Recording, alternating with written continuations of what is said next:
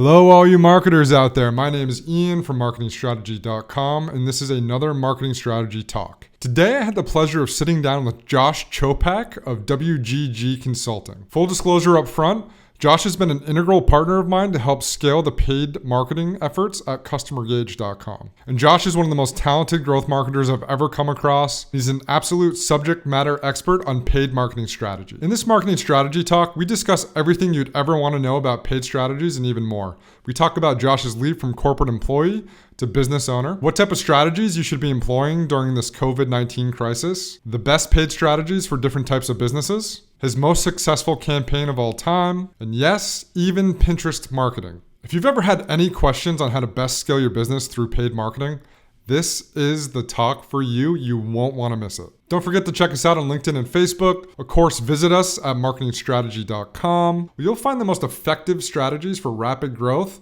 for marketers by marketers. So without further ado, let's dive right into the talk. Till next time. All right, Josh Chopak, thank you so much for joining me on another marketing strategy talk. Yeah, thanks for having me. So I work with Josh at my current company, Customer Gauge. He came on as a paid ad consultant, and we've seen great results. I've been super impressed with his knowledge in the space, not only across, like, for example, Google, but Facebook, LinkedIn, you name it, he knows it. So I feel like I wanted to get you on this thing, kind of just have a quick conversation with you, share your knowledge. I feel like you're one of the better growth marketers I've seen out there. So thanks for joining up, and let's just dive right in. Thanks, man. I appreciate all that. It's been great working with you. Of course. Yeah. So you worked at a couple companies in the past, but now you have your own agency, WGG. So what made you make that jump, and what was kind of your path to this point? Yeah. So I started my first real job was at a music production company, actually, where I was running basically their marketing and sales, all of it. A super small company, so wore a whole bunch of hats. And I was there for 6 years, and we saw a lot of growth, and it was great. I was trying to move a little bit out of the music space and more into the Boston tech scene, so to speak. So from there, I went to an ad agency. So I had self-taught on a lot of marketing stuff at that first job, wanted to sharpen some of those skills, and Social Fulcrum, where I went, which was really just a Facebook, Instagram advertising agency. Did a little bit of Google and Pinterest, but actually while I was there, they phased those channels out and only focused on Facebook, Instagram. Interesting. And so learning from them and their approach was really, really incredible, and kind of just took my knowledge to the next level. A lot of their philosophy and even just the platform knowledge is super transferable to other channels. So once I learned from Facebook from them, and when I say Facebook, it usually includes Instagram because they're the same backend. Just so to kind of say that now, because I'll probably just say Facebook most of the time. Learning Facebook from them really allowed me to become an expert in pretty much every other channel. So that's really been great. And actually, it's interesting timing. The reason I went out on my own is because they went through some troubles coming up on 2 years ago, and I was laid off. So I could go on a whole thing about, I know there's a lot of people that are in that position right now. And so I've got a lot of empathy for that, because it's a tough spot to be in. Yeah. Fortunately, kept a really great relationship with them, and they actually helped me really get my start when I decided to start my own thing. Actually, when I was laid off, I didn't know what I wanted to do. I knew I wanted to stay in marketing, but not exactly what. And just after a lot of reading and reflection, I realized starting my own thing was the way I wanted to go. And Social Fulcrum actually became a client of mine for over a year after that. That's great. And I still get, I would say, most of my leads from them. So wow. Certainly a lesson in not burning bridges, and all that. So that transition has been, pretty much the difference maker in my career. That's really interesting. So just to touch on the being laid off thing, I've also been laid off in my career, and it's interesting. Like it is definitely one of those turning points, at least for me as well, where I was like, all right, what's important to me? What do I like doing? And that's a really interesting thing to talk about right now because I can't tell you, not to bring it up right off the bat, but LinkedIn's kind of rough out there right now for SaaS. There's a Hmm. lot of people getting laid off. I Yep. think a lot of people are confused. But your story is a really good one where literally assessing what's important to you, what do you want to do, and kind of forging your own path. And that's so important right now. I think there's going to be a Yep. lot of innovation that comes out of this kind of this bubble that we're in through COVID-19, where people are going through exactly what you went through and kind of realizing what they want to do with their lives and kind of setting on their own. So, and I think you've been successful. You've done some great work for us, like I mentioned before. So let's just walk through that. So being a business owner, like, what do you like most about owning your agency?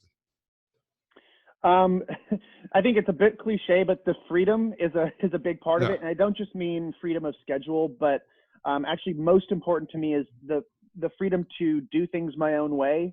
I really like to invest in the relationships that I have with my Hmm. clients and with people in my network and all that, and to really develop a genuine, close, trusting relationship with a client or really with anybody. You need to be yourself. You need to be candid. You need to be super honest. That doesn't mean rude. It just means, honest Yeah. and frank. And I didn't necessarily feel that freedom when I was working at an agency. And I don't think that's any Got it. fault of Social Fulcrum. I think that's just the agency model that Sure.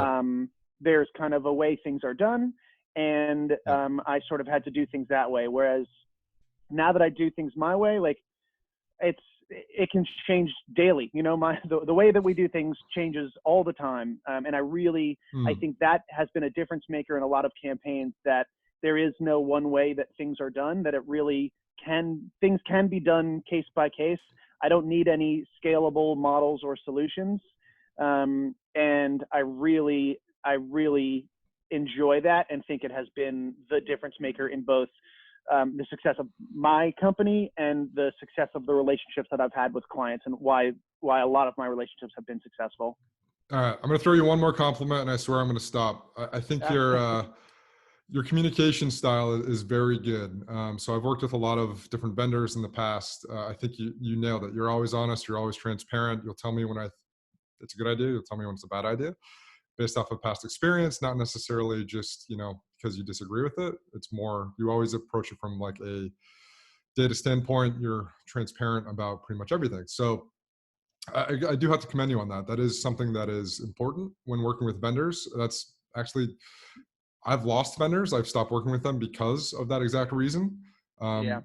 And I totally get why maybe at Social Fulcrum you couldn't do that because you kind of have to answer to the dollar, right? And it's Yeah. always about that.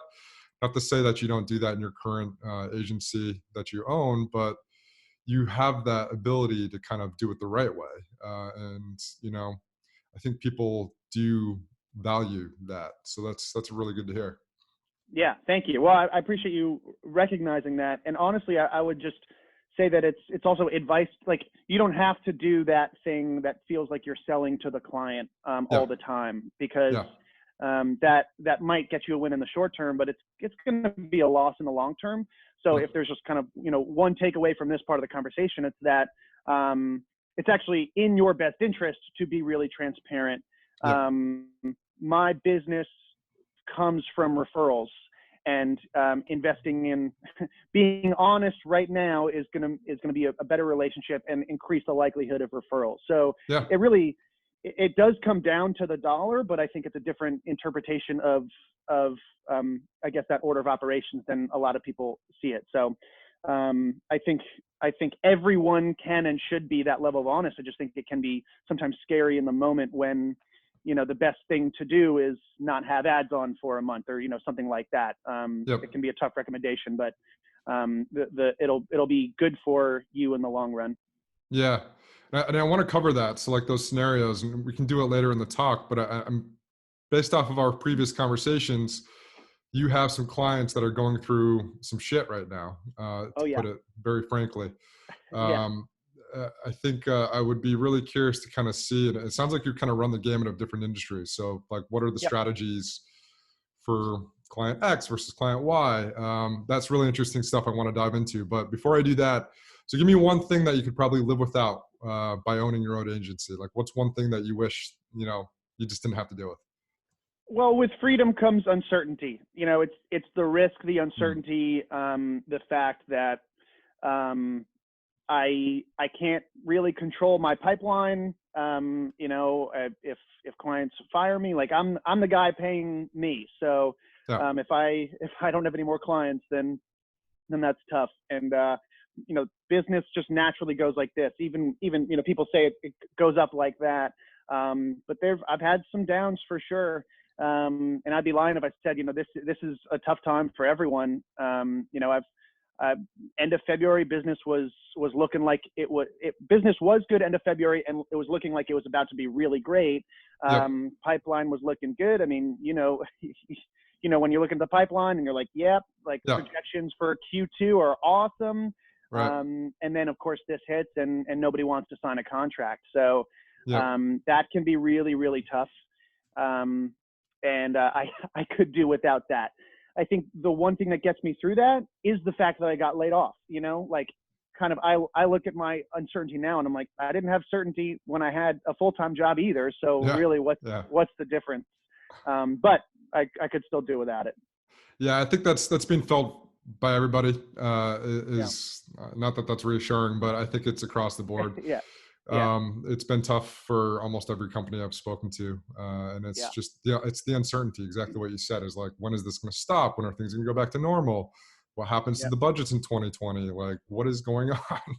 There's a Yeah. lot of uncertainty, and people, if they don't understand something, they start to fear it, right? So it is a very, very interesting time to live in. I was talking to my parents a lot lately, and they've never lived through anything like this, and so Yeah.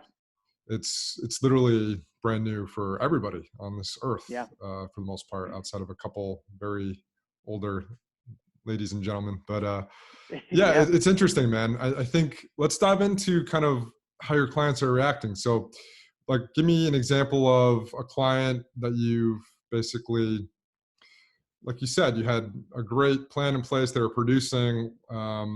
What industries are being most affected right now, and which ones are pretty much staying the course? Yeah. So I think I can probably hit all three buckets: worse than normal, There you go. better than normal-ish, and just totally business as usual. Um, so I think hardest hit, this is not going to be a surprise to Yeah. anybody, but I've got two clients that are in the travel space. And Right. so they went from ads on going well to ads off in survival mode. Right. One of them might not even make it through, they might just need to shut down entirely, which is really difficult. Mm. And another one is they're going to make it through. They're an older company with just more history and more of a cushion in the bank, but they've gone down to zero in revenue. So they've been hit pretty hard.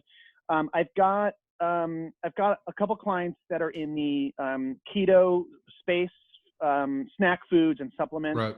Right. They're generally doing at least as good as normal, arguably better than normal. The numbers are unclear. I mean, I don't have anybody that's doing like way better than Of normal. course. I have Yeah. heard some stories of other especially packaged food companies doing like way better than normal. Junk So food. we're Right. yeah, drunk and not to give away any secrets, but there's let's say a meat delivery company that is doing pretty well. Yeah, I imagine. That Yeah. yeah. Um, so yeah, it's that kind of thing. I think those companies are having some of their best days ever. Yep.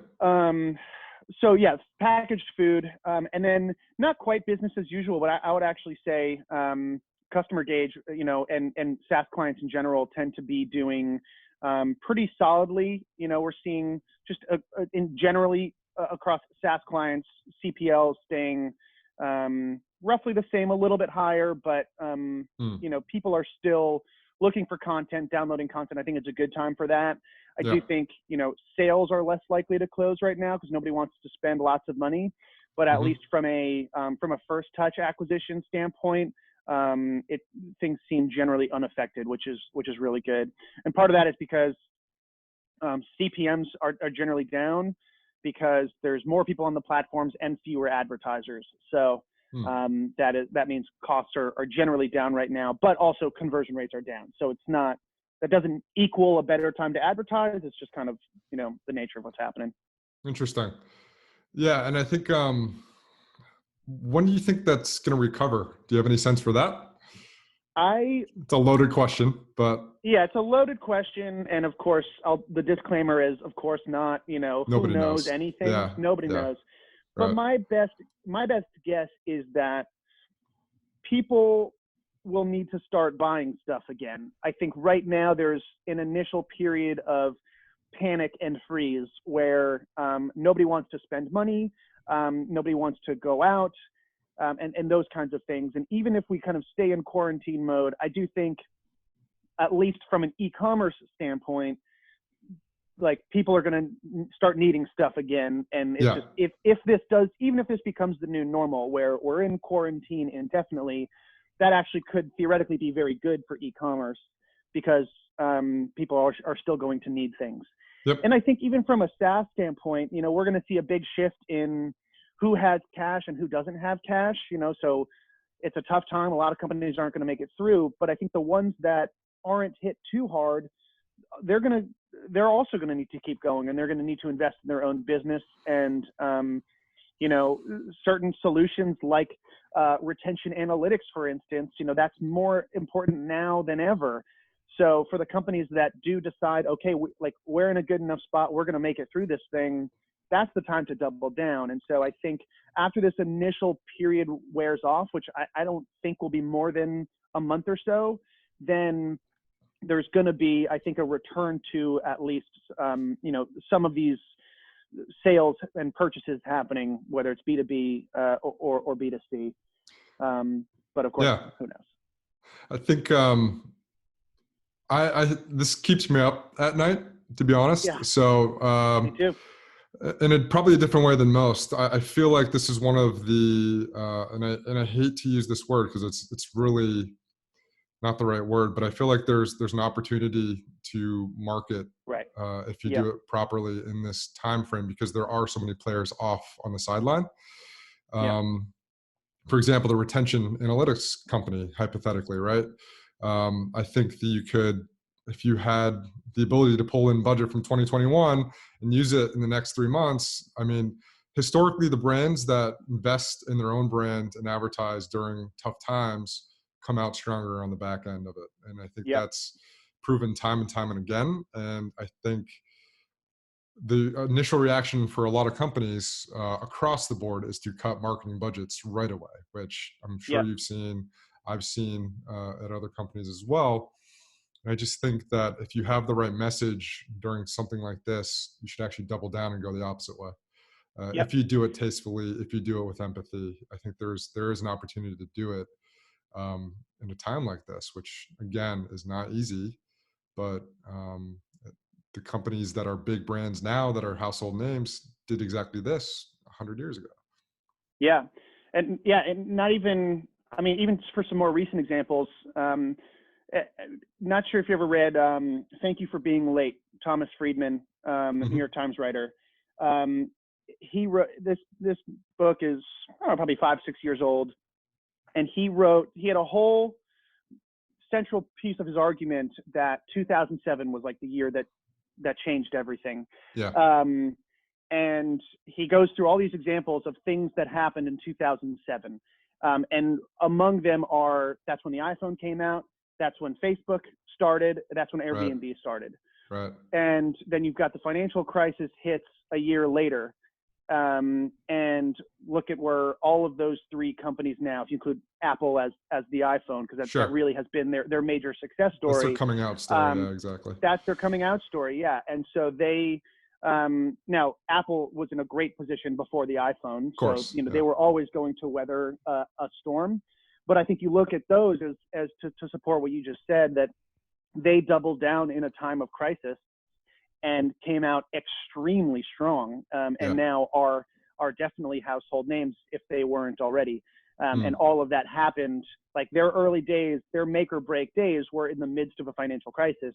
And, they just navigated it in the right way that now they are indisputably, behemoths. Airbnb on a little bit shakier territory right now, but Sure. Apple and Facebook certainly.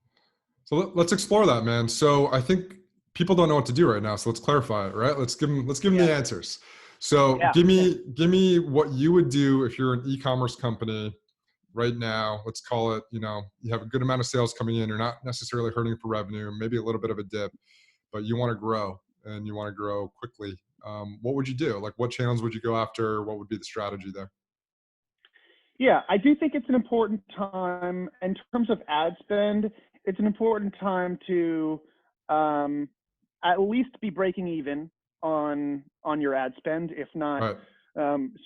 sticking to ROAS goals. I think that's perfectly logical to be conservative right now. That doesn't Hmm. mean turn off, but if you've got a successful campaign, keep it on. If it's driving purchases.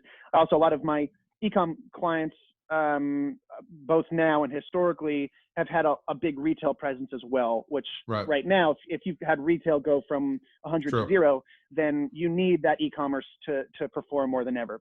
You If you're do. in that position, if you've lost retail income that you depend on, then breaking even on ecom actually makes a lot of sense. Hmm. If you are strictly ecom, then just focusing on profitability rather than breaking even, actually, I think that could make more sense for those types of companies. So I would do that. I also think it's a great time just to return to fundamentals that in normal times might just be too hectic, too low on the priority list. So um, even outside of paid ads, what's your email strategy? How's that Right. looking? Are you maximizing your retention Yeah. opportunities? How's your site?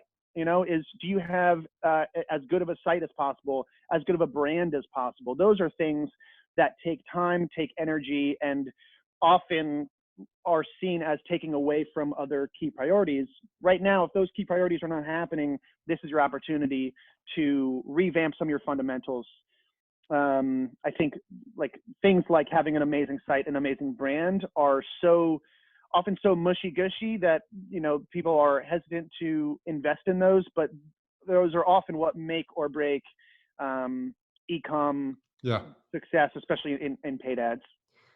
It's really interesting you say that because, again, my day job is VP of marketing at a customer engage, a B2B SaaS company, right? So I found myself doing the same thing, looking inward, basically saying, all right, like, what can we do with what we have now? Can we Yeah, create more content? Can we optimize the website? I'm kicking myself for not having enough foresight to basically say, all right, 6 months ago, we should have been spending more time on this so we can actually reap the rewards now when everybody's yeah, online. Because right, there's a little bit of a lag on that, right? So maybe not necessarily the website, but like organic type of content. yeah, So I learned a lesson, man. Like, always have a good mix. Which, to be fair, I was focusing on things that produce a high ROI, but yeah, that I've learned that can shift very quickly. yeah, And yeah. that was a hard lesson to learn. But I mean, we're still in good shape. But at the same time, I am kicking myself for not taking it more seriously 6 months ago. Yeah, yeah. I mean, hindsight is 2020. I think Yeah. from what I know of your approach, it was logical and made a lot of sense. And of course, I mean, no one saw this coming, so Right. I don't think you necessarily should have. I don't think you're guilty of doing anything wrong, but I see and agree with your point that yeah, there's opportunity when you diversify a little bit. And in terms of that specific example, content generation and content strategy. Um, a paid strategy is always going to benefit from a good Of content course. strategy. Of So course. they're also not mutually exclusive.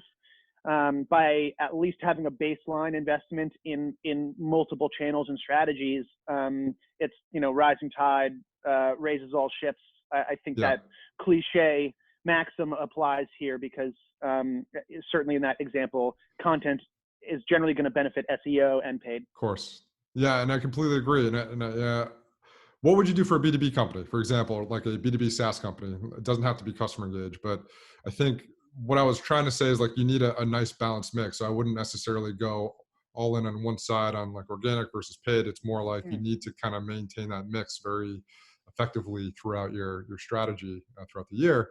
So you can plan for things like this when they kind of shift. You have things in place that you can kind of rely on. Not to say that we didn't, but it's more just maintaining the balance, I think, is more important moving forward. So what would you recommend for like a B2B SaaS company? Is this right now or generally? Yeah, right now. So I think it is a great time to invest in content. Kind of like I was just saying, content will help your paid strategy. Especially with B2B, where Hmm. we're usually running lead gen campaigns that are centered around content offerings. Right. Give us your email, download this valuable piece of content, and then we've got you in our system. We can continue to communicate and nurture to a sale. So invest in that stuff, because that same content is great for SEO. And even if you shut ad spend off, just by Mm. having that content out there in the ether is going to be good for your company. And it's also really important to test different offers in your paid strategy. So by investing in that content creation, you can double dip and put that at the center of your paid strategy. And whatever it is, whatever the product is, 5 ways to increase retention. I think listicles tend to work really well. They can't be too Hmm. cheesy. They need to be genuinely valuable, but those like little bullet point nugget type of knowledge offerings, I think, are really, really effective. So just think, what are those? Who is our customer? What does that person want to know?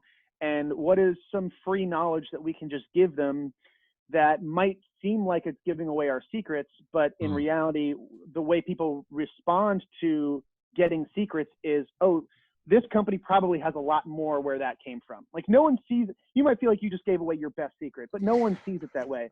They see it as, oh, I just got a really valuable piece of information. This company is an expert. I want to know more from them, and I want to keep in touch with them. Right. And if you give them a few more of those, then they're like, okay, this is legit. This is where I want to invest my money. Yeah. And the listicle thing, like, Yeah. it drives me nuts. But why do you think that still works? Like, I thought that would It, maybe, yeah. Well, 2 things. One, it's digestible. yeah, So that it's just, if you're scrolling through, if you say a bunch of ways, people want tangible, people want to have their expectations managed, there you go. and they want to see a headline and know exactly what they're getting into. Okay, when I read this, I'm going to be 3 things smarter than I am right now. Yep. Boom. What you don't want to do like that phase we went through 10 years ago or whenever it was, when it was just all these clickbaity BuzzFeed type headlines. I'm Yeah. not at all suggesting that, because that, you don't want to get into clickbait. Like that is low value. It has to be things that are genuinely valuable information. If you just say 11 pictures of cute dogs, like, or I thought I was signing up for a bad retention software. What happened next amazed me. Like, that's awful. Don't do anything like that. Again, it has to be genuinely valuable. You need to. It's a trade. You are trading content for someone's information. Yep. That the person giving their information needs to feel like it was a fair trade. So you need to give up genuine value to them, and they need to feel like that was a fair exchange. If you do that, then they're going to view you in a positive light and come back for more, and you're going to increase the likelihood of closing the sale at the end. I mean, it's really interesting. Like you said, 10 years ago, it was kind of like the wild, wild west of paid strategy, Yeah. where I literally worked for a company that did exactly that. It was like, give me the most clickbaity title or headline Yeah. you can find. Give me the most clickbaity image you can find, not related to Yeah. the headline. And then they would drop them on a landing page and try to get them to sign up for a trial. And I just, after a while, I just couldn't do it. That was actually the job I Yeah. got laid off at, by the way, because Oh, they yeah. fell in hard times. Right. Yeah. It Shocking, makes sense. but And there was a time where that was fashionable, where yeah, companies were finding success doing that, and users were not exhausted from it yet. right. So it was effective for a time. I would have done the exact same thing, Mm, but times have changed now. I think people are much more covetous of their information and their time, and you got don't it. fall for those things very easily, because it was everywhere for so long. So now the stakes are higher, the bar is higher, and you gotta just there has to be actual value, and it can never appear like you're trying to trick anybody into clicking on a link. They need to know what they're getting into, and you need to deliver on that promise. And I feel like there's something along the lines of, if I remember this correctly, it's skewed towards a older generation, that type of like clickbaity article image thing. If I remember our analytics properly, it was like 40 or 50-year-old like white males was like our best audience, because Yeah. it's like my dad, right? Like they didn't grow up with the internet. They don't know that much Yep. about ads and things like that. It was kind of, it worked. I think Yeah. just I think generations coming up are smarter now. They kind of know. Yeah, that's definitely true. And those, I think also just there's a fashion element to it. I think that Yeah, style has just gone out of fashion. I do yeah, think in its heyday, I mean, that's really how BuzzFeed started, was for sure. that kind of content. Yeah. And I would argue that they're doing very well. There are lots of counter arguments. Certainly financially, they've gone through some tough times, but they are everywhere, whether we like it or not. And Mm, that's where they started. And in their heyday, and in that early time, I mean, they were finding success with that strategy with a really young audience. That audience is now, our age, but mm, at the time, I do think that was working. Just college students and millennials and 20 somethings just scrolling through, mm. seeing that clickbaity stuff. And if that's what people are going to click on, stuff when they're scrolling through the internet, and if everything is like that, Yeah, then it's going to get clicked on. yeah. So I don't know. That's just how it I, was, I think. I think also that was when the shift happened to basically like editors were getting paid by how many clicks they were driving, right? It's Yeah. crazy, but anyways, that was a crazy time for sure. So let's go back to fundamentals, right? So let's forget the clickbait. Let's talk about fundamentals. So like audience Yep. creative offer. What do you have any kind of tips or elements? What's like an element of a high performing campaign based off of those three pieces: the audience creative and offer? Can you give me general guidance on that, or is it pretty much so specific to the client and the industry? Yeah, I can. I'm going to break the rule for a second and actually answer with not one of those three, but then I will answer the question, I promise. Perfect. I would say like two fundamentals that are really important that I just don't want to get lost in this conversation are your on-site experience and retention. Just making sure that you are maximizing lifetime value. So Sure. we can dig into what those are.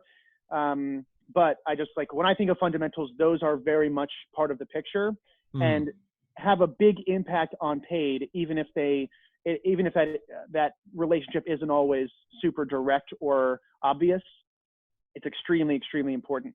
mm, So I will say the most important of those three, audience, creative, and offer, definitely creative. And creative is like 1, 2, 3, and then it's the other two.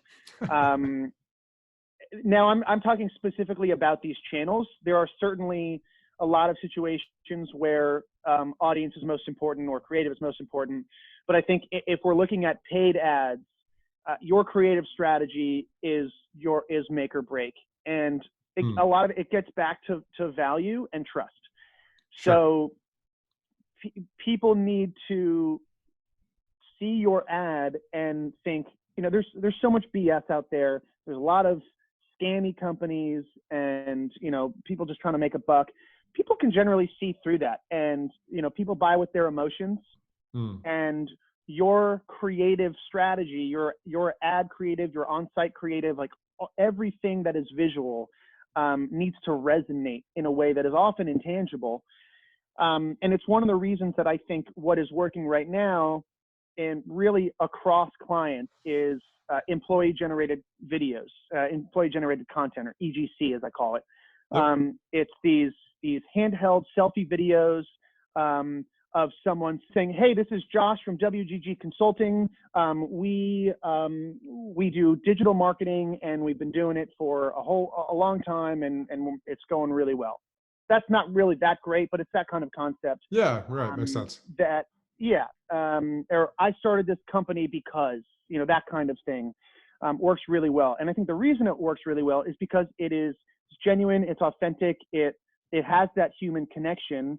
You're able to like it's just a video, but you're basically looking that person in the eye and seeing that this is a real person who started a company because they wanted to provide value to other people for a real genuine reason. And that human connection, I think, is what people are looking for, because they want to be able to trust wherever they're putting their money. They want to trust the company. And I think that type of creative achieves that. Even if you're not doing that, that's what good branding is. And that element, like, I'm not a branding expert. I know bad branding when I see it. I know good branding when I see it. I'm not a designer, so I can't necessarily take it from bad to good. But I do know that when you have good branding, you're achieving a level of trust that you can't achieve with poor branding and poor design. So that's why anything that is visual, anytime someone interacts with your brand, it needs to look trustworthy. And then the following fundamental to that is you need to be trustworthy. You need to deliver on your promises. You need to provide real value. And that's how you also start to tap into word of mouth marketing and retention, LTV.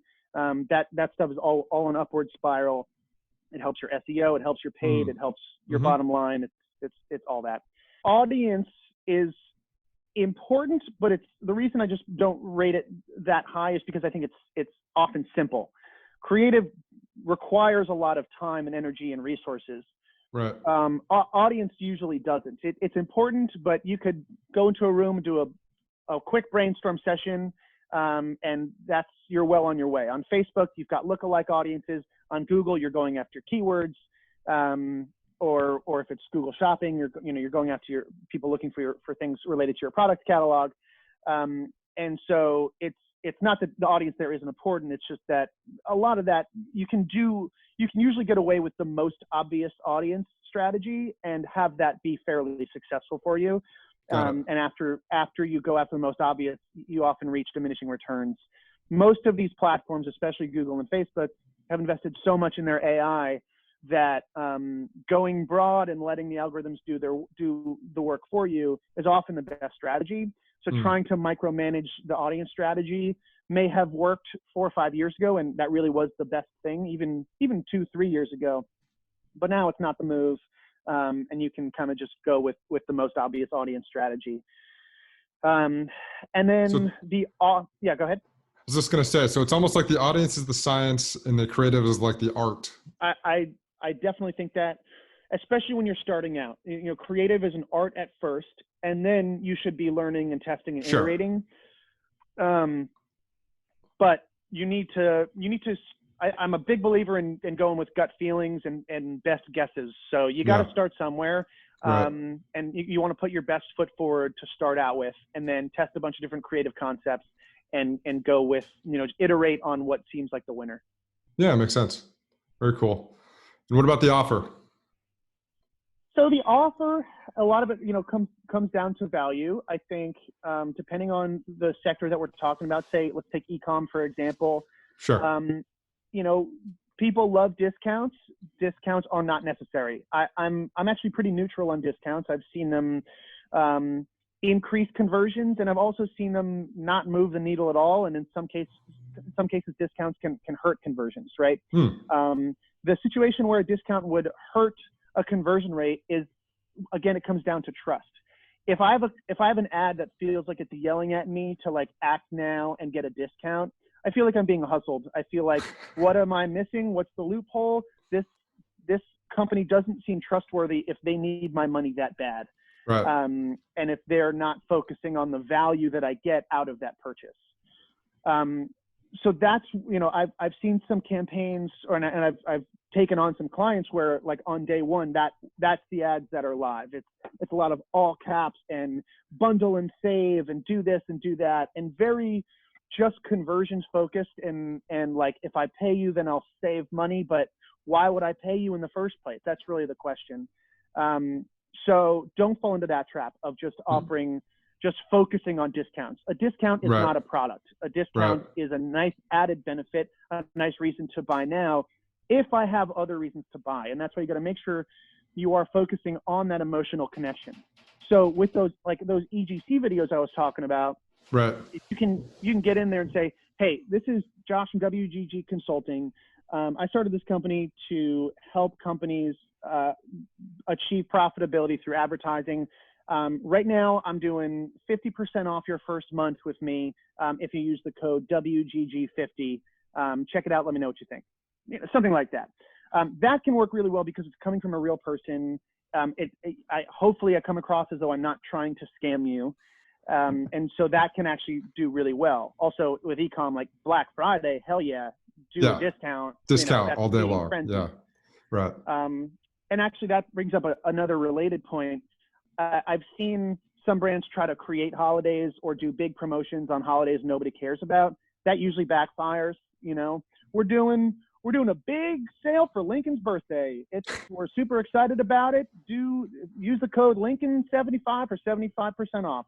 People are just like, what is this happening? I had a client do like Christmas in July, and do a discount for that. And that goes back to kind of what I was saying originally. It just, people, I think, read that as scammy. You should have a genuine reason for doing a discount. I think it's good to be consistent with the norm. Memorial Day, Labor Day, Black Friday, Christmas.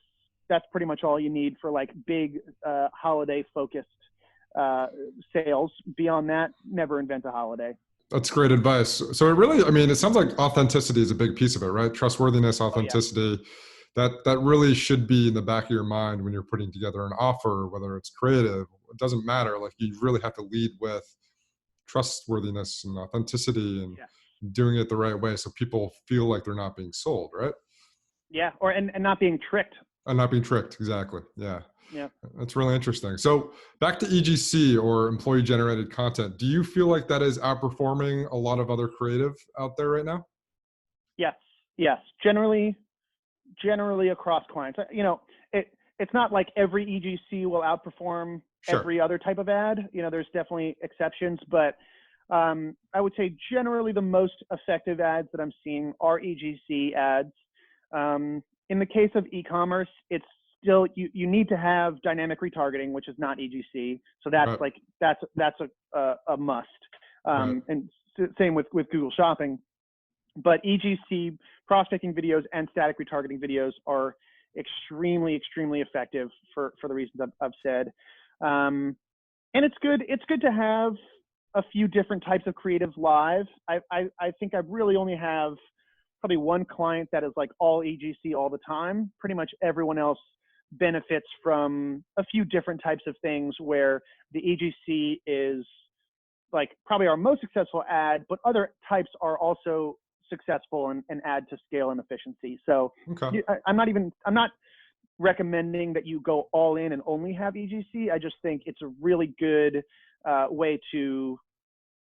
good thing to test and good way to supplement your current creative strategy.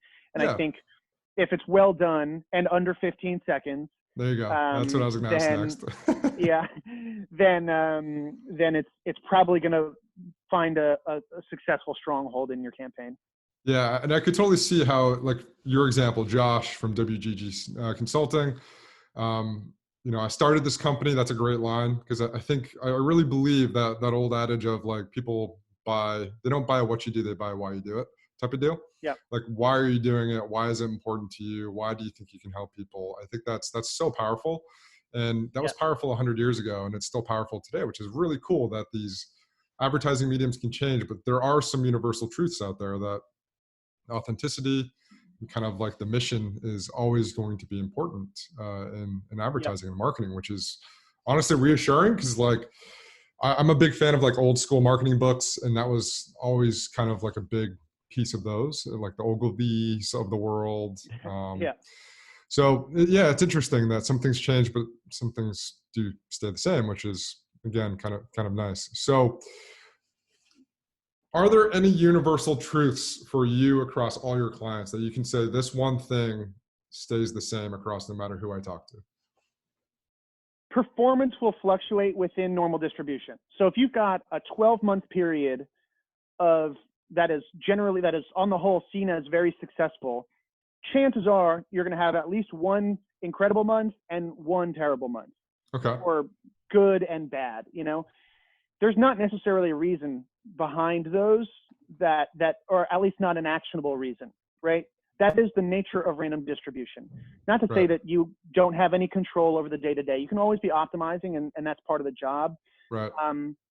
But performance fluctuates. And on a similar note, most platforms take time to ramp up. I would say pretty much every successful relationship I've been a part of started out pretty bad from a performance standpoint. Yeah. Just know that that's going to happen. Like that shouldn't be a surprise. It should be budgeted for. It should be expected. And it's just it's learning by process of elimination, right? You're learning what doesn't work. The algorithm is learning what doesn't work on most platforms. You're collecting data and you're learning. So be prepared for that, because that has been a very universal truth. If I got fired every time a client panicked early in a relationship, I wouldn't have a business, because it's like clockwork. And early on, it stressed me out. The client's stressed, so I'm stressed. But I've realized through doing it dozens of times that it really is. It's just how it goes. And so, since I've been there many times, I'm able to say, we're good. I know the numbers look terrible. I know you've got to report to people at your company, and they're on your back about why these numbers are so bad. Hashtag Stay the trust course. the process. Stay the course. This is how it goes. And I have a 3-month minimum when I work with clients. And this is really the main reason why, is because those first 2 months can look really bad, but they're not useless. Bad is not useless. Bad performance is good as long as you're learning from it. And we are definitely early in those relationships, we are learning from that bad performance. And I'm not going to lie, we don't always recover. I definitely have had clients where we just never hit our targets. That happens. But even the ones that do hit targets tend to not in that first phase. And you were really good about this with us, where you were like, all right, first 2 to 3 months will be rough. You were very upfront about it. You tried to prepare me for it. And I don't want to call it panic, but yeah, there was a point where I was like, oh, okay, this is interesting. So, because I mean, money's money, right? Money's out, and you should be seeing something come in. Even though like I said, you prepared us for it. CFOs do not tend to like to see that type of activity, right? Yep, totally. So I think the 3-month minimum is a very important piece to point out for other agencies, that especially when you're onboarding a new client, you need to give it 3 months to, like you said, stay the course and trust the process and learn. Because like you said, bad is not always all bad. You're learning, you're trying to optimize, you're trying to get to that next step of, all right, we're flipping the switch. Because it did happen for us, very much so. We flipped the switch. It went from bad to great, and then to amazing. So it's not all bad. You're learning, you're optimizing, and it will eventually turn the tide. So let's go from that kind of like the bad kind of optimization area to the opposite end of that. Like, what is the most successful campaign you've ever been a part of? Yeah. So I would say there's a whole bunch that are tied for first. I'll talk about a specific story, which is just a fun one to talk about. And as a current client of mine that is doing very well even amid the pandemic. Spoiler alert. I won't name the company just for NDA reasons. Please don't. They brought me on June 1st of last year. Okay. And that's also a good segue, because it's a textbook example of what we were just talking about. They brought me on June 1st of last year, 3-month minimum. By early July, they wanted to fire me. The performance was terrible.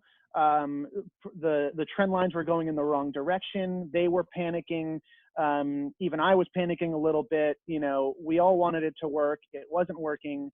And we were on the verge of negotiating cancellation terms. And I said, listen, just trust me. This is the process. What do we need to do? And when I started, I think the ROAS was about 0.6, 0.7. Their target was a 2.0. So they said, we have to hit a ROAS of 2.0 by the last week of August. And we were at that point, like I said, trend line went down, and we were probably at like a 0.3 or 0.4 at this point, and where the conversation was. And so I said, okay. And so just, we had our test plan. I said, we're going to do these, we're going to test the landing pages. We're going to do our creative strategy. This is when they were doing no EGC. And I said, we're going to do EGC. I want to test this right now. And we started testing it, and it was mostly the creative stuff and a little bit of landing page optimization. And right on time, the last week of August, we hit a ROAS of 2.0. So and for ROAS, for people that don't know, it's return on ad spend? Yeah, return on ad spend. Yeah. Okay. And that was their target based on their margins. And so on the last week of August, we hit it. And fast forward to now, it's April, mid-April, and there has only been 1 week since where we have not hit that target. And it was the first big week of the outbreak when the NDA was canceled, and I think everybody was just extra freaked out and nobody was buying anything. But until a month ago, we hit it every consecutive week. And it was mostly through, first of all, I'm grateful that they put their trust in me in that time where they were definitely panicked. Yeah. And on the verge of trying to get out of the contract. But they instead decided, okay, we're going to let him do his thing and trust his advice. And I really appreciated that. And they also, we did the EGC that we did. They didn't just send one video and then say, okay, here's your dumb video, like go launch it. Right. We did a lot of rounds of feedback where I said, okay, actually, can you try it, like this instead and take out this word and things like that. They were very willing to iterate and spend the time to create the right creative and iterate on things. And that made a huge, huge difference. Not just their trust, but also that they devoted time into trying to make it work and develop landing pages and things like that. So that's been a really gratifying relationship. Once you go from that low of a low to this high of a high, like it's an incredible, it's now a phenomenal relationship. I'm very grateful for their trust in that relationship. And I love using that example because of how low it got. And that we had to go through that panic mode and it just by trusting the process and doing a whole bunch of testing, we got to where we wanted to be. And it's now an extremely successful campaign. That's such a good story. Yeah, especially when you're on the verge of cancellation. That's crazy. Totally. My God. So it felt like a diving catch, honestly. Yeah. Give me the profile of that company. Were they B2B or were they like e-commerce? What were they? That's a consumer company. Yeah. E-commerce. Okay. E-commerce actually with retail. It's really B2C. Yeah. They have a big retail presence. I only do e-commerce for them. Cool. But they have a huge retail presence. Interesting, man. So let's dive into real quickly channels. So give me your B2B top 3 paid channels that B2B companies should focus on as far as ROI is concerned. Yeah, that's definitely easy. It's what probably most people assume I'm going to say, which is Google, Facebook, LinkedIn. I would say actually usually in that order, which I think sometimes surprises people depending on, what they expect. Right now, we're finding a lot of success on Facebook, which is awesome. I would say I'm usually able to find success on Facebook, though it can be hit or miss. Sure. It's generally a longer ramp up period because you're going out and finding people, whereas Google, you can just look at obvious keywords, and there's also long tail keywords which can be really important. But in a situation that a lot of enterprise SaaS is in, or even mid-size plus, there's so much competition for some of these keywords that testing anything is very slow and expensive, and especially if it's low volume. Yep. So Google is often high conversion rates and low volume, whereas Facebook can often be the opposite: low conversion rates, high volume. Right. If you can get it, the volume you can generally control.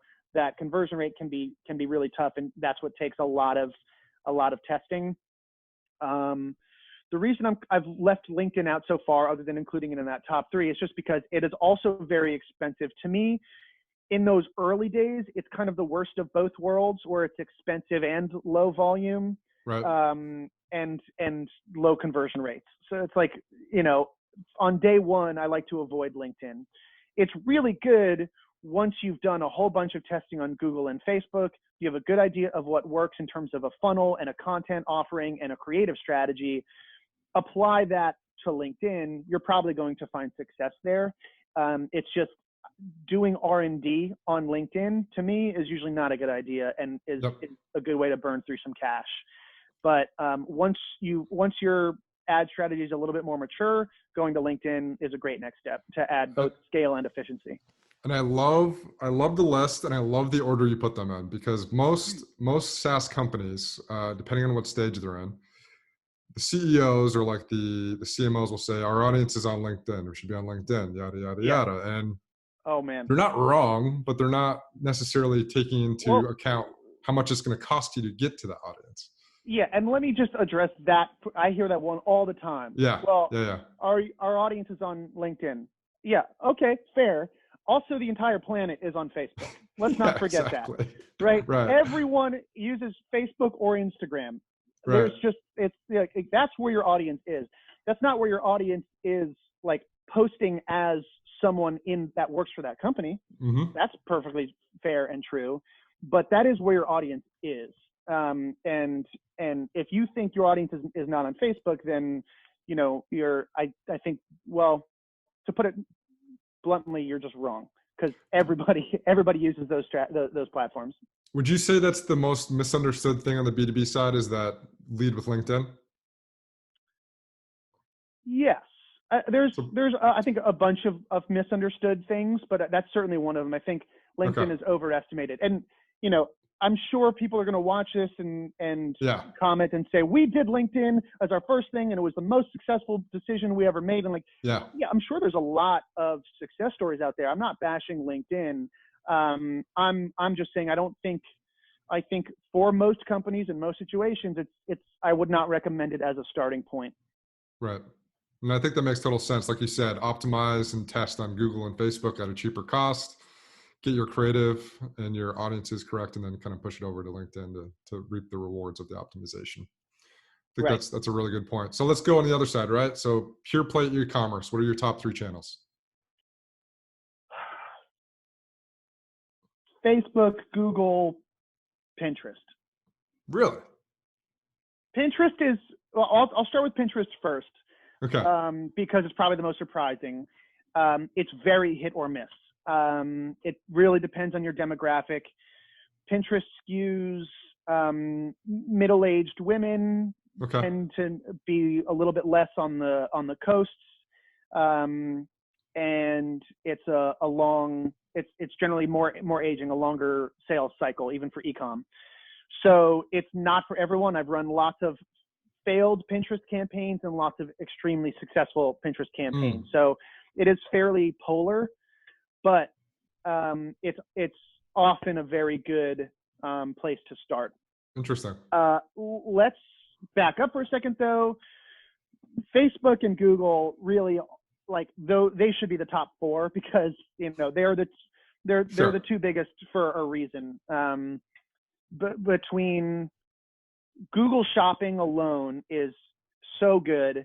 As long as you have a good product catalog that you're optimizing and devoting care to, then Google Shopping, you could not run any text ads and probably find success on Google Shopping alone. But adding text ads just to take up more real estate, and sometimes a lot of people just like those text ads. They tend to do really well. Right. That's really, really good. And Facebook, the instant gratification of Facebook is one of the many reasons I love it as a channel.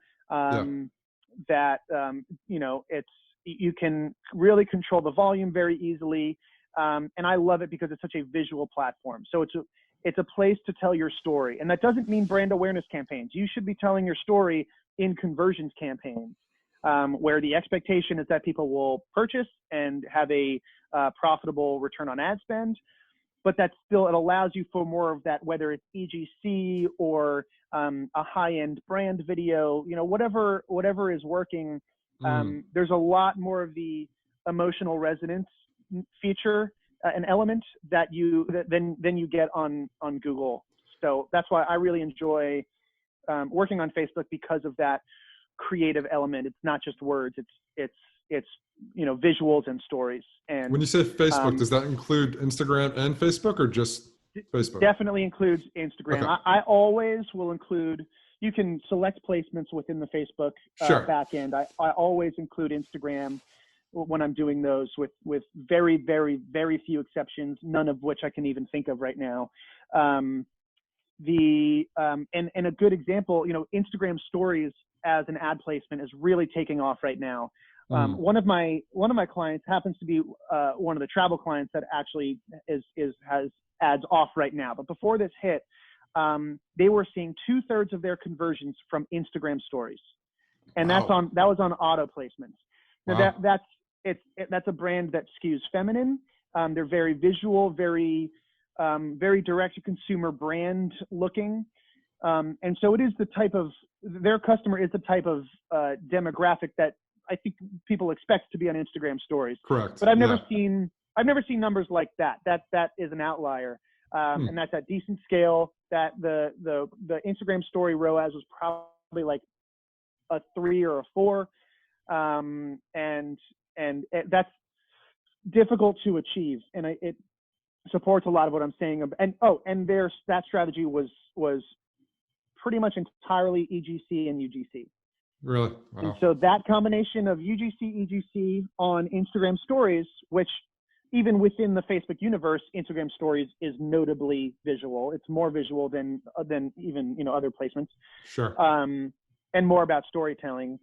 That really is some proof of concept that I think a lot of people are looking for, that, if you have a message that resonates, especially from people that have given you money before, it can work really, really well. Really interesting stuff. So I was surprised by the Pinterest piece. So thanks for clarifying that. That was really cool to hear. We've worked together on the B2B side, so I wasn't necessarily surprised by your list, but I think some people may be. So that's really cool as well to hear. Any difference on, like, for example, just the mix of e-commerce and brick and mortar? So like a business that has both, any difference on the list, or you think it's pretty much locked in? I think Facebook has invested a lot in their offline conversions tool. So it could be an argument to prioritizing Facebook.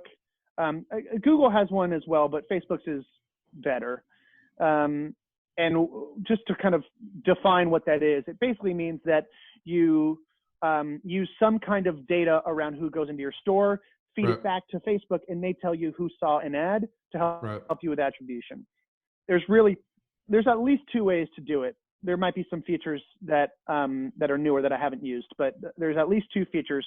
One is some kind of manual upload, so a list-based way of doing it, where you get a bunch of, say you ask for emails when people purchase, right? They've got the little Square app you put in your email, right? So you're collecting those. You can give those emails with their information back to Facebook as a long list, and Facebook will tell you who saw an ad. You can also do it based on GPS. So there's a lot of, when I was at Social Fulcrum works with BJ's Wholesale Club. And this is not confidential. They've done lots of case studies on it. Social Fulcrum and BJ's actually worked together as really the pioneers of this particular feature within Facebook, which is now like out of beta testing and offered on a large scale, where BJ's has the advantage of having huge stores that are generally isolated. So if you go into a BJ's parking lot, you're not really there for anything else. Right. And True. You compare that to a shopping mall where that's not true. I could be at Gap, but my visit could be attributed to the Untuckit store or whatever. Yeah, makes sense. So because of that, BJ's is able to use GPS data for ad attribution. So they could say this person based on not based on their an email that we upload, but based on where their phone has been, we can tell whether that person saw an ad. And we assume if they went close to a BJ's store, then they probably saw an ad. And so if you have either of those retail capabilities to take advantage of offline conversions, then it could be a reason to invest more in Facebook than you otherwise might, because you're probably going to see a lot more conversions. It's a little bit different for BJ's. They own their own stores. If you are in third-party retailers, then that gets pretty difficult, a little fuzzier. and is, a little fuzzier. And those partners are, I mean, I'm e-commerce, direct to consumer at heart when it comes to the B2C space. So for me, if I'm running a company, like, I don't like the idea that people can buy my product on Amazon or from CVS and I don't have their information. Right. I want to be able to develop a direct relationship with that person. So my argument is generally, like, invest in your own owned channels, as they say, because that's going to be better for LTV and retention. It's not always an option, not always the smartest thing, but as a generalization, I would recommend investing more in your direct to consumer channels. And I'll ask the stupid question for everybody that's listening. How do they get the GPS coordinates? Is that because people have the Facebook app installed on their phone? Yes. I don't know a ton about that, but that's basically the nature of it. Is they had use my location. Facebook is allowed to use my location, and that's about it. I think it's as simple as that. So as an ad guy, I'm gonna make you an ad guy right now. How does that make you feel? Do you have Facebook on your phone? I do. Yeah. It makes me feel, I've accepted that this is the world we live in, and really, if you get way on the idealistic side of things, what companies are trying to do with my information is provide value to me. This is an optimistic standpoint. Absolutely. But if you can accept the premise for a moment that the purpose of a business is to provide value where there was none or was less, that's all I'm allowing when I give my information to one of these companies. Like, I'm fairly free with my information, to be totally honest. So and I welcome getting retargeted and getting prospected by companies that I could be interested in, because that's more like I'm a big boy. I can decide for myself whether or not I actually want to purchase. But the fact that a lot of my digital experience is really tailored to my preferences and my behaviors, to me, that's a benefit of using these platforms, and not some like scary downside to, or like a scary price that I have to pay for being able to use the platform. I think it's quite the contrary. And I think the ads I see are generally things I'm interested in. And most of the time I decide not to buy, but every once in a while I say, you know what, actually this seems valuable to my life and I'm going to go ahead and purchase it. That's great. I have one final question on the whole tracking thing. So this is going to maybe paint me as a crackpot conspiracy theorist, but I've had scenarios. I don't know. The answer to your question is I don't know. I don't know how it works, but go ahead and ask it. I've had scenarios where I've never looked up a product online, but I've talked about it. And I'm wondering if there is, like, do they have the ability to process language and then retarget based off of that? Okay. I knew that's what you were going to ask, and I genuinely don't know. They don't tell us that sort of thing. They don't tell you that. I figured not. But I'm pretty sure that's a thing, man. Yeah, I also am pretty sure it's a thing, but I have no insider knowledge to base that on. I have no trade secrets supporting that. It's just I, as a user, have seen that as well. But as an advertiser, there's certainly no audience that's like people that have said this word out loud. There's nothing like that. And Facebook would never admit to it. Although I think there's enough anecdotal evidence that I think it's not coincidental. I'll keep wearing my tinfoil hat then. All right. So lightning round. Let's finish up here. What are your favorite marketing books or podcasts people should listen to or read? Favorite marketing book of all time is right in front of me. Not a marketing book specifically, but it's still my answer. Tipping Point, Malcolm Gladwell. Good one. to me, just like really how I approach my approach a high level marketing campaign, how I'm finding people, how Hmm. I'm tailoring the message. He gets right to the heart of that. Ogilvy on advertising, classic. Really gets to the creative side. 10-day MBA, Oh, Steven nice. Silberger. I think something like that. Steven Sil. Yeah. But yeah, I think understanding as much as possible about business is always going to help marketing. Now, there's a whole marketing chapter in there, Yep. but especially for me, it's one thing if you're just, if not just, I don't mean in a derogatory way, but if you are an in-house marketing manager at a brand, sometimes it might matter less. But I think the more you know about what everybody else is doing, the more effective you can be at your job. Yeah. For me to be able to speak finance language with a CFO, and strategy language with a CEO, like that makes me a better marketer and makes me more equipped to deliver on expectations and to really get at the heart. Like when I get that panicked phone call in month 2, Josh, we're freaking out. Like I'm not only looking at it like what, but our marketing campaign is smart. I'm like, okay, I can understand who reports to who and why this affects next month's projections and all those sorts of things, which are really, really important. So understanding like the core of business is I think so crucial. So 10-day MBA, and for that same reason, Harvard Business Review. Just read it every Yep. couple months.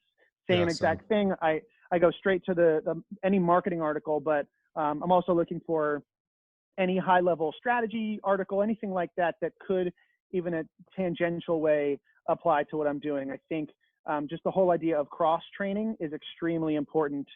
I would say I've learned more about marketing from non-marketing books than from marketing books. Yeah. Ogilvy on advertising is a good one. A couple of these like hacking growth is solid. Oh, two other really, really important ones, Let's hear 'em. which are also go into cross training. They're very similar books, so you probably only need to read one, but one is called If I Understood You, Would I Have This Look on My Face? Which is by Alan Alda, of all people, the actor. Oh yeah. Um, Yeah. and the other book, very similar, is called Yes and, which is by the Second City, the improv Yeah. troupe The improv from troupe. Chicago. Yeah. Yeah.